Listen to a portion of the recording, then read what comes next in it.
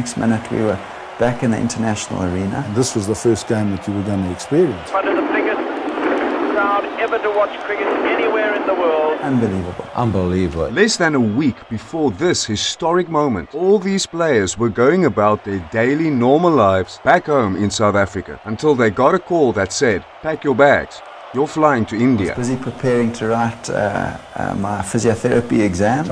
We were playing some club cricket down there when someone came across and said, "Oh, they've announced a team to go to India." Opening batter Andrew Hudson was so overcome with nerves and emotion that his captain and team manager didn't think he'd be able to bat. He shook like a leaf on the way out to bat. And they were right. It wasn't much of a surprise that he didn't get many runs on that day because he was really in no state to bat. Every player, with the single exception of Kepler Wessels, made their one-day international debut on that historic day. It was a huge honour, huge honour. 1 minute, as I say, I was writing exams, and the next minute we were back in the international arena. 21 years before this, in 1970, South Africa was banned from international cricket by the ICC because of the government's apartheid laws. But when those same apartheid laws started to crumble, South Africa was officially readmitted by the ICC in June of 1991, and they created the United Cricket Board of South Africa. Only a couple of months after readmission, in October of 1991, the UCBSA took a trip to India, Sri Lanka and Pakistan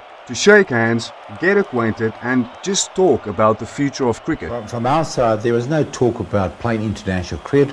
We just wanted to be a member of the family game. But while they were there, the news broke that Pakistan had just called off their tour of India. that was supposed to start in less than 2 weeks. And that's when Mr. Dalmia of the Board of Control for Cricket in India had a crazy idea. South Africa should replace Pakistan for the tour. South African cricket administrators were heavily divided over this sudden opportunity. He was insistent that we replace Pakistan. We said, hold on. But a majority decision was made, and just like that, for the first time after 21 years, South Africa was back on the international stage, off to India to play the giants of world cricket in just 4 days. We were all totally shocked, and none of us were really aware that any tour was going to take place. I got the call and it was within a couple of days that we were to be leaving to play 3 one-day games in India. We just got told we were going, jacket sizes and that. The badge was glued on. The next Sunday we were playing a one-day international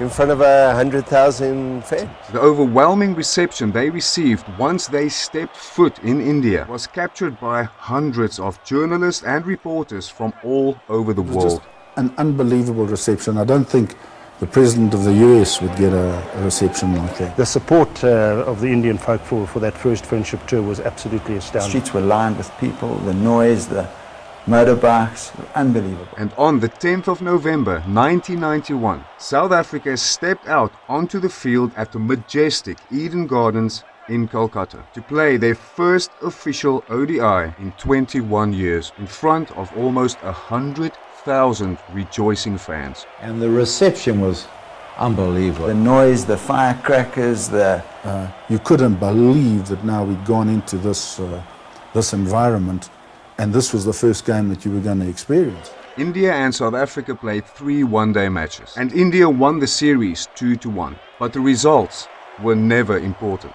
Hundreds of millions of cricket fans from all over the world knew that something much bigger and something very special was happening in world cricket. This was the series in which South Africa introduced Alan Donald to the world, and India replied with, "Hello world, meet Sachin." But you could see the greatness, the genius that was going to emerge through Sachin Tendulkar. The next year, in 1992, South Africa would heroically join the World Cup in Australia, where they managed to beat India, but lost in a dramatic semi-final against England. South Africa has since secured their place as a diverse international cricket giant, producing some of the most iconic cricketers in the world. And the history and mutual respect of that incredible moment back in 1991 is still the backbone of the relationship with India decades later. Tell me in the comments what's your favorite moment in cricket history, and subscribe for more cricket content